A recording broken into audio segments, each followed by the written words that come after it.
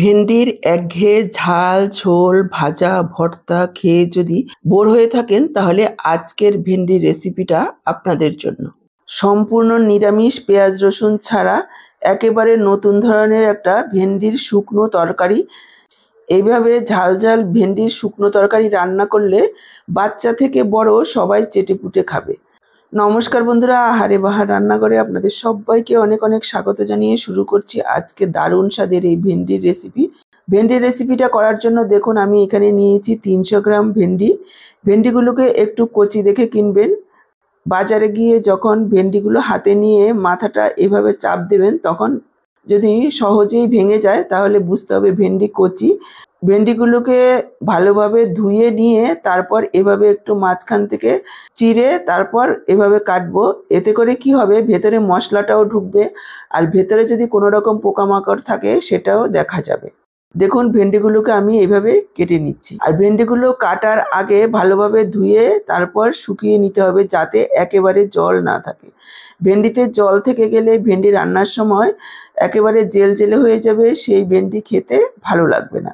দর্শক বন্ধুরা, আজকে পুরো ভিডিওটা দেখে ভালো লাগলে অবশ্যই একটা লাইক করে শেয়ার করে দেবেন। আমার থেকে এই রকমই নিত্য নতুন রেসিপির আপডেট পেতে হলে চ্যানেলটাকে সাবস্ক্রাইব করে সাথেই থাকবেন। ফেসবুক থেকে ভিডিওটা দেখে থাকলে আহারে বাহার রান্নাঘর পেজটাকে ফলো করার অনুরোধ রইল। দেখুন সবগুলো ভেন্ডিকে কেটে নিয়েছি। এবার ভেন্ডির মধ্যে দিয়ে দিচ্ছি পরিমাণ মতো লবণ, দিয়ে দিচ্ছি একটু হলুদ গুঁড়ো, আর কালারটাকে সুন্দর করার জন্য দিয়ে দিচ্ছি একটু কাশ্মীরি লাল লঙ্কার গুঁড়ো। এটা সম্পূর্ণই অপশনাল, আপনারা চাইলে নাও দিতে পারেন। এবার মেখে নেব ভেন্ডিগুলোকে। মেখে খুব বেশি সময় রাখবো না, যেহেতু লবণ দিয়েছি তাহলে জল ছেড়ে দেবে। এদিকে দেখুন গ্যাস অন করে কড়াই বসিয়ে দিয়েছি। দিয়ে দিলাম সর্ষের তেল। তেলের পরিমাণটা আপনারা নিজেদের ইচ্ছে অনুযায়ী কম বেশি করে নিতে পারেন। তেল ভালোভাবে গরম করে নেওয়ার পর দিয়ে দিলাম মশলা মেখে রাখা ভেন্ডিগুলো। গ্যাসের ফ্লেমটাকে মিডিয়াম হাইতে রেখে এভাবে নাড়াচাড়া করে ভেন্ডিগুলোকে লালচে করে ভেজে নেব। গ্যাসের ফ্লেমটাকে হাইতে রেখেই ভাজবেন, তাহলে ভেন্ডির জল কাটবে না। গ্যাসের ফ্লেমটাকে কমিয়ে দিলে জল কেটে দেবে, তাতে করে ভেন্ডিটা একেবারে জেল জেলে হয়ে যাবে। ভেন্ডি ভাজা হতে হতে এদিকে আমি একটা মশলা তৈরি করে নেব। একটা হামুল দিস্তা নিয়ে নিচ্ছি, 1 চা চামচ গোটা ধনে, 1 চা চামচ গোটা জিরে, হাফ চা চামচ মৌরি। এবার এই গোটা মশলাগুলোকে একটু আধা ভাঙ্গা করে নেব, একেবারে মিহি গুঁড়ো করব না। আপনারা চাইলে মিক্সচারের জারে দিয়েও জাস্ট 1 থেকে 2 বার একটু ঘুরিয়ে নিলেও আধ ভাঙ্গা হয়ে যাবে। চাইলে শিলেও একবার একটু ডলে নিতে পারেন। দেখুন এভাবে একটু আধা ভাঙ্গা করে নিয়েছি। আর এদিকে ভেন্ডিগুলো দেখুন হালকা লালচে করে ভাজা হয়ে গেছে, এর থেকে আর বেশি ভাজবো না। এবার ভেন্ডিগুলোকে তুলে নেব। ভেন্ডিগুলো তুলে নিয়ে ওই একই কড়াতে আরও কিছুটা তেল দিয়ে দিলাম। ফোড়নে দিয়ে দিলাম হাফ চা চামচ সর্ষে, এটা ছোট দানার সর্ষে। আর দিয়ে দিলাম থেতো করে রাখা গোটা মশলাটা। 1 মিনিট মতো লো ফ্লেমে ভেজে নেব, তবে ভেজে মশলাটাকে একেবারেই কালো করব না। দেখুন কালারটা একটু হালকা চেঞ্জ হয়েছে। এবার আমি যোগ করে দিলাম কেটে রাখা আলু। আলু চাইলে আপনারা দিতেও পারেন, নাও দিতে পারেন, কিন্তু দিলে খেতে ভালো লাগবে। আলুগুলোকে লালচে করে ভেজে নেব। এখানে দিয়ে দিচ্ছি পরিমাণ মতো একটু লবণ। নাড়াচাড়া করে মিশিয়ে নিয়ে ঢেকে দেব। ঢেকে ঢেকে প্রায় 4-5 মিনিট সময় নিয়ে আলুগুলোকে ভেজে নেব। ঢাকা দিয়ে দেব। ঢাকা দিলে আলুগুলো সেদ্ধও হয়ে যাবে আর ভাজাও হয়ে যাবে। দেখুন ঢাকা দিয়ে প্রায় 4-5 মিনিট ভেজে নিয়েছি। আলুগুলো লালচে করে ভাজা হয়ে গেছে। এবার আমি যোগ করে দিলাম গ্রেট করা আদা। এখানে 1 ইঞ্চি আদা এইভাবে গ্রেট করে দিয়েছি, আর 4টে কাঁচা লঙ্কা এভাবে টুকরো করে দিয়েছি। আর দিয়ে দিলাম বেশ খানিকটা কারি পাতা। এই কারি পাতাটা দেওয়ার কারণে স্বাদ আর গন্ধ ভীষণই ভালো হবে। এবার 1 মিনিট মতন এইভাবে নাড়াচাড়া করে ভেজে নেব, যাতে করে কারি পাতা কাঁচা লঙ্কার গন্ধটা ভালোভাবে মিশে যায়।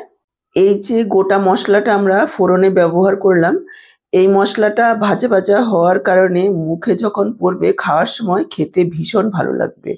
1 মিনিট মতো নাড়াচাড়া করে নেওয়ার পর এখানে আমি যোগ করে দিচ্ছি কিছু গুঁড়ো মশলা। দিয়ে দিলাম হাফ চা চামচ হলুদ গুঁড়ো, হাফ চা চামচ ধনের গুঁড়ো, হাফ চা চামচ জিরের গুঁড়ো, আর দিয়ে দিচ্ছি 2টো টমেটো। টমেটোগুলোকে আমি এইভাবে 4 টুকরো করে কেটে দিয়েছি, কেননা টমেটোগুলোকে গলাবো না। এভাবে একটু নাড়াচাড়া করে মশলার সাথে ভাজা ভাজা করব। এখানে জল দেব না, জল ছাড়াই এভাবে লো ফ্লেমে রান্নাটা করব। এভাবে রান্না করলে ভেন্ডির সবজিটার টেস্ট অনেক ভালো হবে। নাড়াচাড়া করে নিয়ে লো ফ্লেমে আবারও 2-3 মিনিটের জন্য ঢেকে দিলাম। এই সময় দেখুন বাটিতে নিয়ে নিচ্ছি 2 বড় চা চামচ দই। দইটাকে ভালোভাবে ফেটিয়ে নেব। দই ভালোভাবে ফেটিয়ে নিয়েছি। এদিকে দেখুন মশলাটাও 2-3 মিনিট আমি কষিয়ে নিয়েছি। এবার আমি যোগ করে দিলাম ফেটিয়ে রাখা দইটা। দইয়ের বাটিটা ধুয়ে সামান্য একটু জল দিয়ে দিলাম। এবার লো ফ্লেমে এইভাবে কষিয়ে নেব আরও 3-4 মিনিট, যাতে করে পুরো মশলার ভালোভাবে তেল ছেড়ে আসে। যোগ করে দিলাম 1/2 চা চামচ চিনি, স্বাদটাকে ব্যালেন্স করার জন্য। যেহেতু টমেটো দই দেওয়া হয়েছে, চিনিটা দিয়েও আরও কিছুক্ষণ এভাবে কষিয়ে নেব। দেখুন ঢাকা দিয়ে প্রায় আরও 3-4 মিনিট মশলাটাকে কষিয়ে নিয়েছি। মশলা তেল ছেড়েছে, দেখেই বুঝতে পারছেন। এবার আমি যোগ করে দিলাম ভেজে রাখা ভেন্ডি। মশলার সাথে ভালোভাবে মিশিয়ে নেব ভেন্ডিগুলোকে। তারপর ঢাকা দিয়ে লো ফ্লেমে আরও 3-4 মিনিট রান্না করে নেব। ভেন্ডিটা বসানো থাকুক ঢাকা দিয়ে। সাইডেই দেখুন একটা ফ্রাইং প্যানে আমি নিয়ে নিচ্ছি 2 বড় চা চামচ বেসন। বেসনটাকে লো ফ্লেমে প্রায় 1-2 মিনিট সময় নিয়ে ভেজে নেব, যাতে করে বেসনের একেবারেই কাঁচা গন্ধ না থাকে। এখানে বেসনটাকে ভালোভাবে ভেজে তারপর যোগ করতে হবে, তাতে করে ভেন্ডির সবজিটার স্বাদ অনেক গুণ বেড়ে যাবে। বেসনটাকে ভাজার সময় অবশ্যই লো ফ্লেমে ভাজবেন, তা না হলে কিন্তু পুড়ে যাবে। লো ফ্লেমে একটু সময় নিয়ে ভাজতে হবে। এভাবে নাড়াচাড়া করতে করতে দেখবেন সুন্দর একটা সুগন্ধ বের হচ্ছে, তখন গ্যাসটাকে অফ করে দিতে হবে। বেসনটা ভাজা হওয়ার পর গ্যাসটাকে অফ করে দিয়ে এখানে যোগ করে দিলাম 1/2 চা চামচ কাশ্মীরি লাল লঙ্কার গুঁড়ো।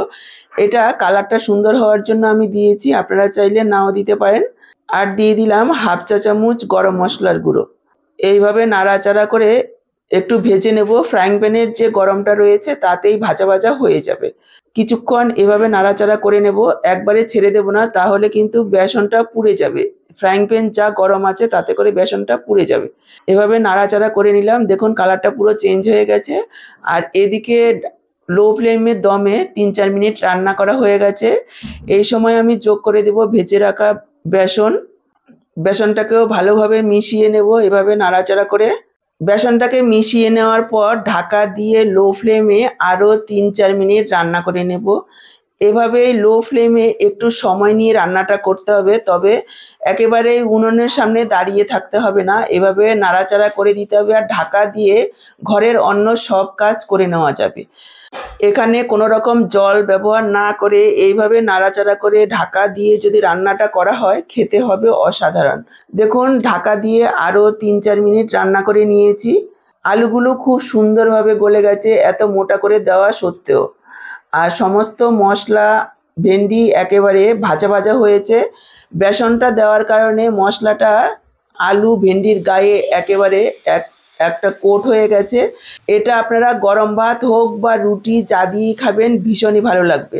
সব সময় ঝাল ঝোল ভাজা খেয়ে খেয়ে বোর হয়ে থাকলে এই শুকনো তরকারিটা একবার এইভাবে রান্না করে খেয়ে দেখুন, অসাধারণ খেতে হয়। আর কোনো রকম কিছু দেওয়ার নেই। এবার আমি সার্ভ করে দিচ্ছি। দেখুন আজকের পুরো ভিডিওটা দেখে কেমন লাগলো কমেন্ট বক্সে জানাতে ভুলবেন না। ভালো লাগলে অবশ্যই একটা লাইক করে শেয়ার করে দেবেন। আর আপনি এরকমই নিত্য নতুন রেসিপি পেতে হলে চ্যানেলটাকে সাবস্ক্রাইব করে সাথেই থাকবেন। তাহলে আজকে এই পর্যন্ত, আবার দেখা হবে এরকমই নতুন কোনো রেসিপির সাথে। সবাই ভালো থাকুন, সুস্থ থাকুন। আপনাদের সবার সুস্থতা কামনা করে এখানেই শেষ করছি।